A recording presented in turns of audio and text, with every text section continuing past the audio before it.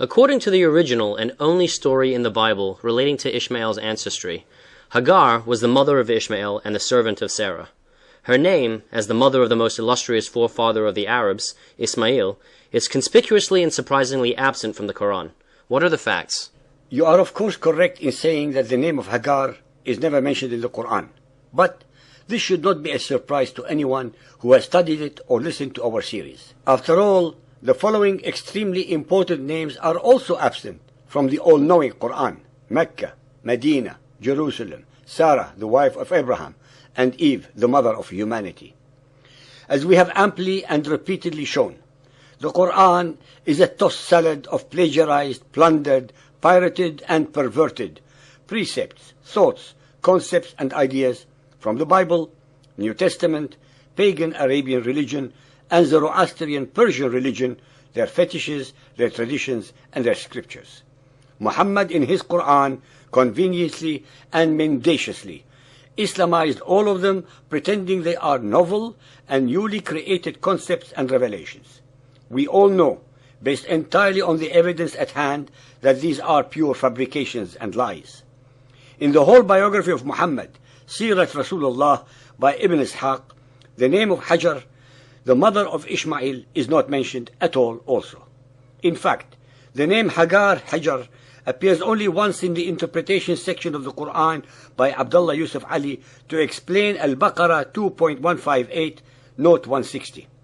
According to imaginary and falsified Arab traditions, Hagar and Ishmael, in this case as a baby and accompanied in their exile by Abraham, had their thirst quenched at the well of Zamzam near Mecca, almost 1,000 desert miles away from Beersheba in Canaan.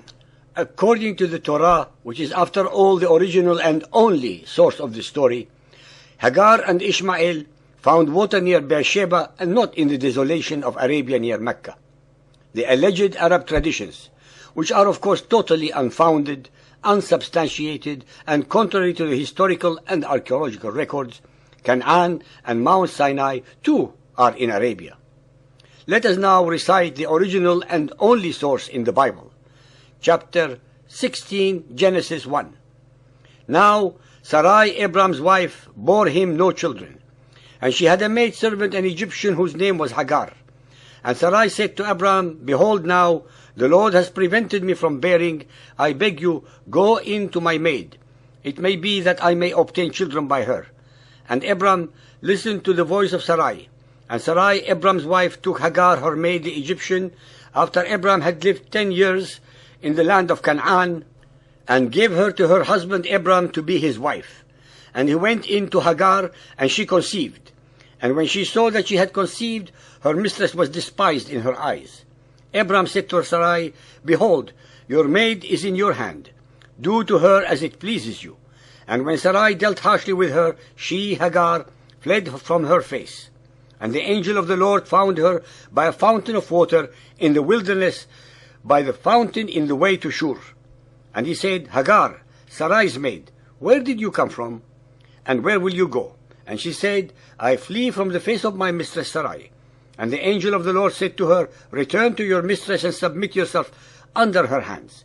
And the angel of the Lord said to her, Behold, you are with child, and shall bear a son, and shall call his name Ishmael, because the Lord has heard your affliction. And he will be a wild man. His hand will be against every man, and every man's hand against him. And he shall live in the presence of all his brothers. And Hagar bore Abram a son, and Abram called his son's name, whom Hagar bore, Ishmael. And Abram was 86 years old when Hagar bore Ishmael to Abram. Genesis chapter 21.1. And the Lord visited Sarah as he had said.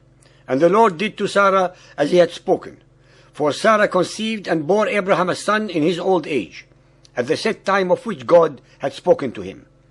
And Abraham called the name of his son who was born to him, whom Sarah bore to him, Isaac. And Abraham circumcised his son Isaac, being 8 days old, as God had commanded him. And Abraham was 100 years old, when his son Isaac was born to him. And the child grew and was weaned, and Abraham made a great feast the same day that Isaac was weaned. And Sarah saw the son of Hagar, the Egyptian, whom she had borne to Abraham, mocking.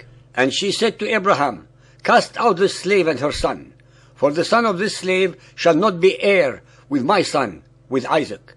And the thing was very grievous in Abraham's sight because of his son.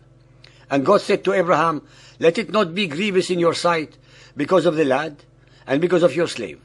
In all that Sarah has said to you, listen to her voice. For in Isaac shall your seed be called, and also of the son of the slave will I make a nation, because he is your seed. And Abraham rose up early in the morning, and took bread and a bottle of water, and gave it to Hagar, putting it on her shoulder and the child, and sent her away. And she departed and wandered in the wilderness of Beersheba. And the water was spent in the bottle, and she cast the child under one of the shrubs. And God heard the voice of the lad, and the angel of the God called to Hagar from heaven and said to her, What ails you, Hagar? Fear not, for God has heard the voice of the lad where he is. Arise, lift up the lad, and hold him in your hand, for I will make him a great nation. And God opened her eyes, and she saw a well of water. And she went and filled the bottle with water, and gave the lad to drink. And God was with the lad, and he grew and lived in the wilderness, and became an archer.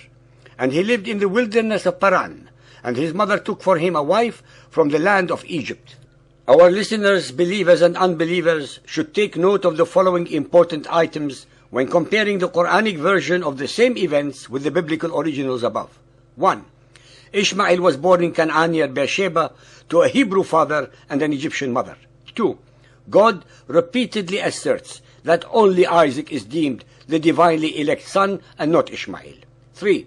Only the seed of Isaac was to inherit the blessing of the promised land. 4. Ishmael was a teenager of over 14 years of age when he and his mother were sent away from Abraham's tribe, and not the baby that the Quran asserts he was. 5.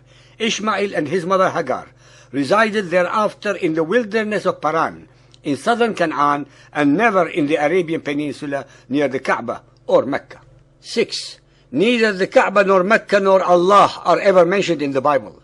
It stands to reason that if the God of the pagan Arabs, Allah, was the same as the God of Israel, he would have at the very least mentioned their name somewhere in his Torah. 7. Abraham never visited the Kaaba nor Mecca in the biblical narrative. 8. Abraham, Ishmael, and Isaac had no knowledge of a God called Allah. 9. Abraham, Hagar, and the baby Ishmael never went to the Kaaba or to Mecca according to the original and only biblical story. 10.